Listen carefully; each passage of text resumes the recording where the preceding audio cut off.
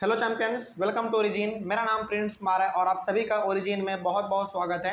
इस video lecture के through हम स्टार्ट करने वाले हैं from Meerut to Delhi topic को, ठीक है। और ये टॉपिक जो है आपका किस टॉपिक के अंदर आता है ये आप जान लीजिए। आपका था एक important topic mutiny becomes a popular rebellion, इसी के अंदर आपका ये छोटा सा सब टॉपिक है। इसी के बारे में हम लोग आज बात करने वाले हैं, ठीक है। चलिए, बेसिकली हम लोगों ने पिछले वाले क्लास में इस टॉपिक में क्या देखा था। इस टॉपिक में बेसिकली हम लोगों ने ये देखा था कि अब जो है हमारे इंडियन सोल्जर्स जो कि अंग्रेजों के लिए काम कर रहे थे, है ना, वो लोग भी अब क्या कर रहे हैं, म्यूटेंट कर रहे हैं। मतलब कि अंग्रेजों के कामों से अब वो लोग दूर जा रहे हैं। मतलब कि वो अब जो है अंग्रेजों के साथ और ज़्यादा काम करना पसंद नहीं कर रहे हैं। और सारे के सारे सोल्जर्स का कहना ये है कि अब जो है हम अंग्रेजों के लिए काम नहीं करेंगे, हम लोग अब अपने भारत देश यानी कि भारत को पहले आज़ाद करवाएंगे, ठीक है। चलिए, तो यहाँ पे आपने ये तो जान लिया था और अपने इस वाले क्लास में ये भी जाना था कि शुरुआत कहाँ से हुआ, यानी कि जो युद्ध छिड़ा अंग्रेजों के खिलाफ, जो हम लोग अब लड़ाई करने वाले हैं अंग्रेजों के खिलाफ, उसका शुरुआत कहाँ से हुआ। उसका शुरुआत हुआ था हमारा, कहाँ से, याद कीजिए जल्दी फटाक से, मेरठ से। कहाँ से? मेरठ से हुआ था। वो भी कब हुआ था? मई 1857 में हो चुका था, ठीक है। तो यहाँ पे बेसिकली हम लोगों ने ये देख लिया था कि अब जो है हमारे इंडियन सोल्जर्स या फिर हमारे भारत के अलग अलग प्रकार के लोग, चाहे अमीर हो, गरीब हो, छोटा हो, बड़ा हो, कोई भी हो, हर कोई जो है अब अंग्रेजों के खिलाफ लड़ाई करना चाहता है, अपने भारत देश को आज़ाद कराना चाहता है, ठीक है। जिसका शुरुआत जो है वो मेरठ से हो चुका था। वो भी कब? मई 1857 में, ठीक है। तो वही हम लोग इसी टॉपिक को कंटिन्यू करते हुए आज हम लोग टॉपिक स्टार्ट करने वाले हैं फ्रॉम मेरठ टू दिल्ली। यानी कि हमारे लोग, हमारे भारत के लोग, सिपाही लोग, छोटे बड़े हर एक प्रकार के लोग जो है वो मेरठ से दिल्ली किस प्रकार पहुंच गए अंग्रेजों को हराने के लिए, अंग्रेजों के साथ लड़ाई करने के लिए। वो लोग मेरठ से आगे बढ़ते बढ़ते बढ़ते वो दिल्ली किस प्रकार से पहुंच गए। और देखिए, ये लोग दिल्ली क्यों पहुंच रहे थे? बेसिकली ये लोग दिल्ली इसलिए पहुंच रहे थे क्योंकि उस समय पे अंग्रेजों का जो हेड क्वार्टर होता था वो दिल्ली में ही होता था। तो हमारे भारत के लोगों का ये मानना था कि यदि हम लोग दिल्ली में जाकर उसके हेड क्वार्टर को ही ख़त्म कर दे तो कहीं ना कहीं हम लोग ब्रिटिश को यहाँ से भगाने में कामयाब हो जाएंगे। तो वही बात यहाँ पे कहा गया है कि अब जो है हमारे भारत के लोग मेरठ से आगे बढ़ते बढ़ते दिल्ली आने वाले हैं और दिल्ली में जो है अंग्रेजों के साथ फाइट करने वाले हैं। तो इसी टॉपिक के बारे में हम लोग आज बात करेंगे, ठीक है। चलिए शुरू करते हैं। तो शुरुआत होता है, हमारा सबसे पहला पॉइंट लिखा हुआ है, on 29 March 1857 a young soldier Mangal Pandey was hanged to death for attacking British officers in Barrackpore. देखिए, ये बात हो रहा है 29 मार्च 1857 को। ये वही डेट है जिस दिन हमारे बहुत बड़े सोल्जर्स, इंडियन सोल्जर्स जो कि बहुत ही अभी यंग थे, जवान थे, जिसका नाम था मंगल पांडे, उनको जो है फांसी पर लटका दिया गया था अंग्रेजों के द्वारा।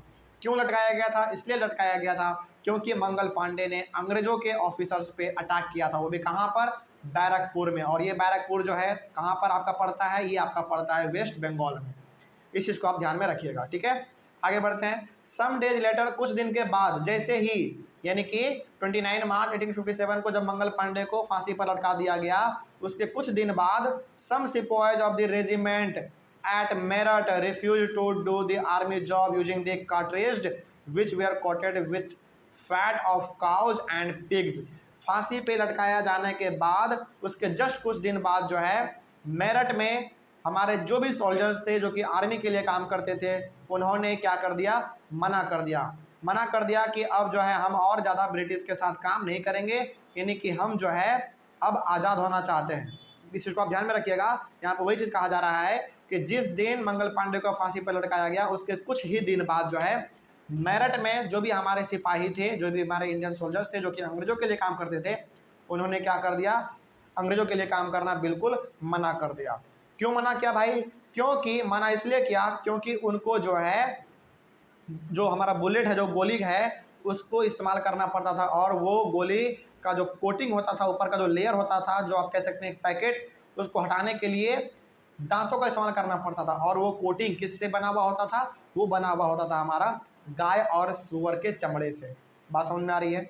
तो यहाँ पे बेसिकली ये चीज़ हमने अपने पिछले वाले क्लास में भी जिक्र किया था कि जो गोली में, सॉरी, जो बंदूक में जो गोली हमारा इस्तेमाल होता है, जिसको हम लोग बुलेट कहते हैं, उसके ऊपर ना एक पैकेट लगा रहता था, यानी कि एक लेयर लगा रहता था। उस लेयर को पहले दांत से पूरे तरीके से हटाना पड़ता था, उसके बाद उसको गोली में फिट करके फायर करना पड़ता था। और वो जो लेयर हटाना पड़ता था ना, वो लेयर बना हुआ होता था गाय और सूअर के चमड़े से, जो कि हमारे इंडियन सोल्जर्स उसको दांत में लेना चाहते नहीं थे। ठीक है, चलिए आगे बढ़ते हैं। फिर इस वजह से जो है मेरठ में हमारे सिपाही लोग पूरी तरीके से मना कर दिए कि अब हम जो है अंग्रेजों के लिए काम नहीं करेंगे। ठीक है, आगे on 9 May 1857 85 sepoys were dismissed from service and sentenced to 10 years in jail for disobeying their officers। जैसे ही हमारे इंडियन सोल्जर्स ने मेरठ में रिफ्यूज किया, यानी कि मना कर दिया कि हम अंग्रेजों के लिए अब और काम नहीं करेंगे, वैसे ही 9 मार्च को 1857 में 85 सिपाही को, यानी कि 80 और 5 85 85 सिपाही को जो है डिसमिस कर दिया गया, यानी कि जॉब से निकाल दिया गया। और जॉब से निकाल देने के बाद जो है उसको 10 साल के लिए जेल में डाल दिया गया। सोचिए, जेल में इसलिए डाला गया क्योंकि उन्होंने आर्मी के लिए काम करने से मना कर दिया था, केवल और केवल इसीलिए। सोचिए कितना भयंकर बात है। मतलब हमारे सोल्जर्स ने मना कर दिया कि हम काम नहीं करेंगे, इसके लिए जो है उन्होंने 85 सोल्जर्स को सर्विस से ही निकाल दिया, जॉब से ही निकाल दिया और 10 साल के लिए जेल में डाल दिया। सोचो, ठीक है, ये चीज़ यहाँ पे हो रहा था। आगे ऑन 10 मई, जस्ट इसके एक दिन बाद, जिस दिन उन सबको जेल में डाला गया उसके जस्ट एक दिन बाद, यानी कि 10 मई 1857 को other Indian soldiers march to the jail in Meerut and release the imprisoned sipahi. जैसे ही 9 मई 1857 को हमारे सिपाहियों को जेल में डाला गया, उसके जस्ट अगले ही दिन बाद जो है अलग अलग भारत के हिस्सों से अलग अलग सोल्जर्स हमारे क्या हो गए, इकट्ठा हो गए और जाकर उन्होंने उसी जेल में, जिस जेल में इनको बंद रखा था, उसी जेल में उन्होंने हमला कर दिया। और वो जेल कहाँ पर था? वो जेल था हमारा मेरठ में। याद रहेगा ये चीज़। चलिए आगे बढ़ते हैं। तो 10 मई 1857 को हमारे भारत के अलग अलग हिस्सों से हमारे इंडियन सोल्जर्स आए और उन सभी ने मिलकर हाथ मिलाया। हाथ मिलाने के बाद जो है मेरठ वाले जेल में, जिनको कि जहाँ पर हमारे 85 सोल्जर्स को जेल में डाला गया था, उस जेल पे हमला किया और हमला करने के बाद हमारे 85 सोल्जर्स को वहाँ से निकाल दिया गया। ठीक है, आगे बढ़ते हैं। और क्या क्या इंसिडेंट हुआ, बड़ा ही मज़ेदार कहानी है, पढ़ते चलते हम लोग, मज़ा आने वाला है इसमें। उसके बाद they attacked and killed British officers. इसके साथ ही साथ हमारे सिपाहियों ने जेल पे हमला तो किया ही किया और हमारे जो भी हमारे इंडिया में उस समय पे जेल का जो भी निगरानी करते थे हमारे ब्रिटिश ऑफिसर्स, उसको भी मार दिया गया।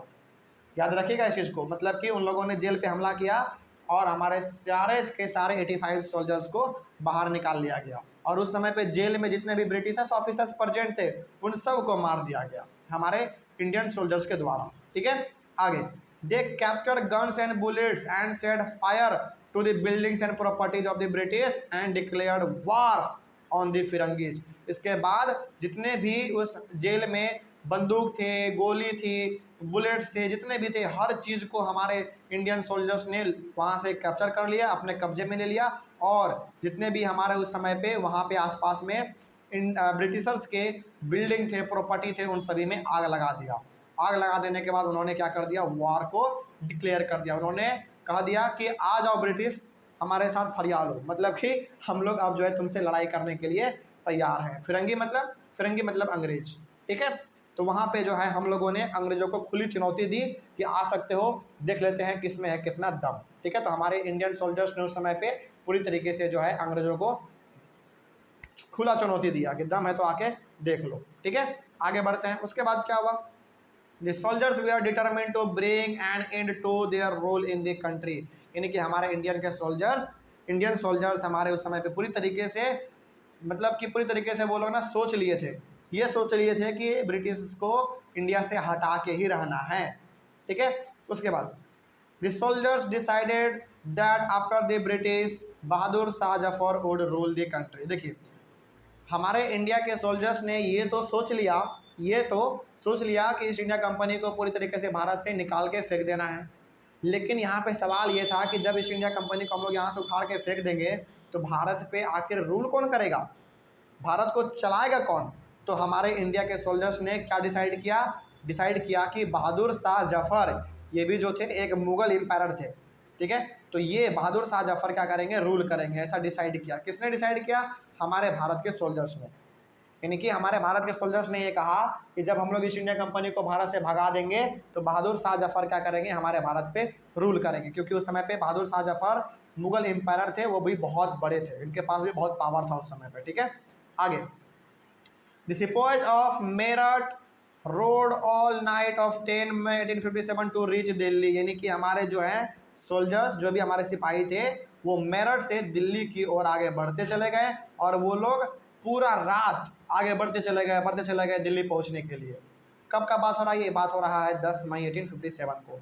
यानी कि 10 मई 1857 को हमारे भारत के सोल्जर्स मेरठ से दिल्ली की ओर आगे बढ़े और वो रात भर चलते रहे दिल्ली पहुंचने के लिए, ठीक है। उसके बाद as the news of their arrival spread the regiments of Indian soldiers at Delhi also join the rebellion. और जैसे जैसे ये न्यूज़ फैलता गया कि मेरठ से सिपाही लोग जो है वो दिल्ली आ रहा है ईस्ट इंडिया कंपनी पे अटैक करने के लिए, वैसे वैसे हमारे जो भी और दिल्ली में इंडियन सोल्जर्स थे वो सभी भी हमारे लड़ाई में शामिल हो गए हमारा साथ देने के लिए।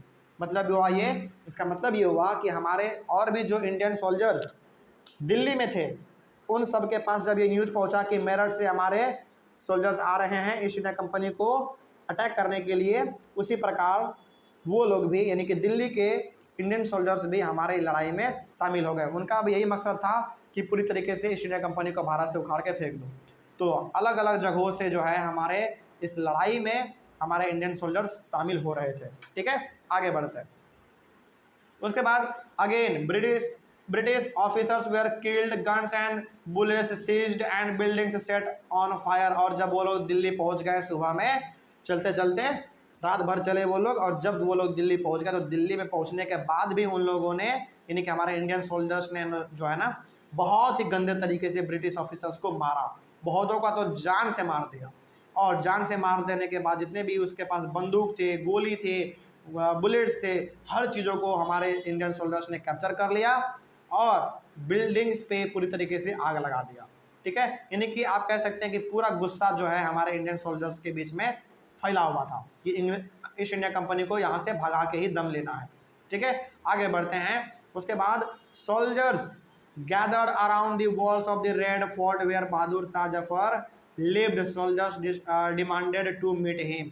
उसके बाद इतना कुछ करने के बाद अंग्रेजों को दिल्ली में, जब ये लोग दिल्ली पहुंच गए तो सबसे पहले तो इन्होंने अंग्रेजों पे हमला किया, उसके बंदूक सबको लूट लिया गया और पूरी तरीके से बिल्डिंग को आग लगा दिया गया। उसके बाद ये लोग इतना कुछ करने के बाद ये लोग जाते हैं कहाँ? रेड फोर्ट के पास जाते हैं, यानी कि दिल्ली का जो लाल किला है ना, वहाँ पे जाते हैं। और उस समय पे दिल्ली के लाल किला में कौन रहता था हमारा बहादुर शाह जफर। तो हमारे सोल्जर्स वहाँ पे पहुँचने के बाद जो है बहादुर शाह जफर से मिलने का क्या कर रहा है? डिमांड कर रहा है कि हमको जो है बहादुर शाह जफर से मिलना है, ठीक है। उसके बाद initially Bahadur Shah Zafar was not willing to challenge the mighty British power but the soldiers requested. और जब हमारे सोल्जर्स बहादुर शाह जफर के पास गए, रेड फोर्ट के अंदर वो एंट्री लिए और उन सभी ने क्या कहा? हमारे भारत के सोल्जर्स ने बहादुर शाह जफर से कहा कि हम जो है यहाँ पे ईस्ट इंडिया कंपनी को हराने के लिए आए हैं, आप हमारा साथ दीजिए और आप जो है हमारा क्या बन जाइए? लीडर बन जाइए। लीडर इस रूप में बन जाइए कि जब हमारे भारत से जब ईस्ट इंडिया कंपनी चल जाएगा तो आपको भारत को रूल करना पड़ेगा। मतलब ये हुआ कि जब हमारा पूरी तरीके से सोल्जर्स रेड फोर्ट के अंदर चला गया बहादुर शाह जफर से मिलने के लिए, तो हमारे सोल्जर्स ने बहादुर शाह जफर से ये रिक्वेस्ट किया कि आप हमारा साथ दीजिए और आप क्या बन जाइए? हमारा लीडर बन जाइए और आप ही हमारे भारत को रूल करेंगे। कब? जब ईस्ट इंडिया कंपनी यहाँ से चल जाएगा तब। लेकिन उस समय पे बहादुर शाह जफर ने क्या कर दिया? मना कर दिया कि नहीं, हम ऐसा नहीं कर सकते हैं, हम ईस्ट इंडिया कंपनी के खिलाफ नहीं लड़ेंगे। यानी कि उसका जो है कोई भी, यानी कि बहादुर शाह जफर का किसी भी प्रकार से इच्छा ईस्ट इंडिया कंपनी के खिलाफ लड़ने का नहीं था। लेकिन बाद में हमारे सोल्जर्स ने इतना ज़्यादा रिक्वेस्ट किया कि बहादुर शाह जफर को मानना पड़ा। बाद में जाकर बहादुर शाह जफर ने हाँ कर दिया कि हम जो है ईस्ट इंडिया कंपनी के खिलाफ लड़ेंगे और उसको यहाँ से खदेड़ के भगाएंगे भी, ठीक है। तो यहाँ पे जो हमारे सोल्जर्स ने रिक्वेस्ट किया बहादुर शाह जफर से, वो थोड़ा सा कामयाब हो गया और बहादुर शाह जफर ने हमारे सोल्जर्स का साथ दिया। साथ क्यों दिया? ताकि हमारे कंट्री से ईस्ट इंडिया कंपनी पूरी तरीके से चला जाए, ठीक है। आगे बढ़ते हैं। Finally Bahadur Shah Zafar agreed and become their leader, और बाद में जाकर बहादुर शाह जफर क्या कर गए, हमारे बातों को मान गए और वो हमारे लीडर बन गए। ठीक है, उसके बाद Bahadur Shah Zafar wrote letters to all the chiefs and rulers of the country to come forward and organise fight against the British. उस समय पे बहादुर शाह जफर ना बहुत बड़े मुगल एम्पायर थे, तो उन्होंने क्या किया, उन्होंने जितने भी छोटे मोटे राजा थे, जितने भी नवाब थे, जितने भी बड़े बड़े लोग थे हमारे भारत में उस समय पे, उन सब को बहादुर शाह जफर ने एक पत्र लिखा, और उस पत्र में ये लिखा हुआ था कि भाई देखो अब जो है अंग्रेज़ों के खिलाफ लड़ने का समय आ गया है, हम सब एक जगह इकट्ठा होते हैं और अंग्रेज़ों को यहाँ से खदेड़ के भगाते हैं। तो बहादुर शाह जफर का वो एक पत्र लिखना बहुत ही बाद में जाकर कारगर साबित हुआ, बहुत ही फ़ायदा पहुँचा। ठीक है, तो बहादुर शाह जफर ने जितने भी हमारे बड़े बड़े लीडर और छोटे छोटे लीडर थे हमारे उस समय भारत में, सबको लेटर लिखा और कहा कि ये समय है एकजुट होने का, सब आपस में मिलजुल कर ईस्ट इंडिया कंपनी को यहाँ से भगाते हैं। तो जितने भी हमारे लीडर थे उस समय पे इंडिया के छोटे मोटे सभी आपस में इकट्ठा हुए और ईस्ट इंडिया कंपनी के खिलाफ आवाज़ उठाया, उनके खिलाफ लड़ाई किया। ठीक है, उसके बाद many chiefs and rulers of the country join the fight against the British on behalf of Bahadur Shah Zafar. तो बहादुर शाह जफर के पत्र लिखने के बाद अलग अलग जगहों से हमारे यहाँ पे हमारे लीडर आए, इकट्ठा हुए और उन सभी ने जो है ईस्ट इंडिया कंपनी के खिलाफ लड़ाई लड़ा। ठीक है, केवल और केवल बहादुर शाह जफर के कहने पर, क्योंकि ये बहादुर शाह जफर जो थे ना मुगल एम्पायर के बहुत बड़े राजा थे वो समय पे। उसके बाद British had not expected this to happen, और जरा सा भी अंग्रेज़ों को ध्यान में नहीं था कि हमारे खिलाफ इतना बड़ा लड़ाई हो सकता है, क्योंकि ये सब चीज़ अचानक अचानक हो रहा था। ठीक है, तो आई होप आपको ये टॉपिक समझ में आ गया होगा कि किस प्रकार से हमारे जो सोल्जर्स थे वो मेरठ से दिल्ली पहुँचे और बहादुर शाह जफर के लीडरशिप में ये लड़ाई लड़ा गया। ठीक है, और यहाँ पे जो है बहुत ही गंदे तरीके से ईस्ट इंडिया कंपनी को नुकसान भी पहुँचाया गया। ठीक है, चलिए आई होप आपको ये चीज़ समझ में आ गया होगा। इसी टॉपिक को आगे हम लोग नज़र में रखते हुए, ध्यान में रखते हुए अगले वाले टॉपिक को स्टार्ट करेंगे हम लोग, द रेबेलियन स्पिरिट। ठीक है, चलिए मिलते हैं अगले वाले क्लास में। Thank you very much.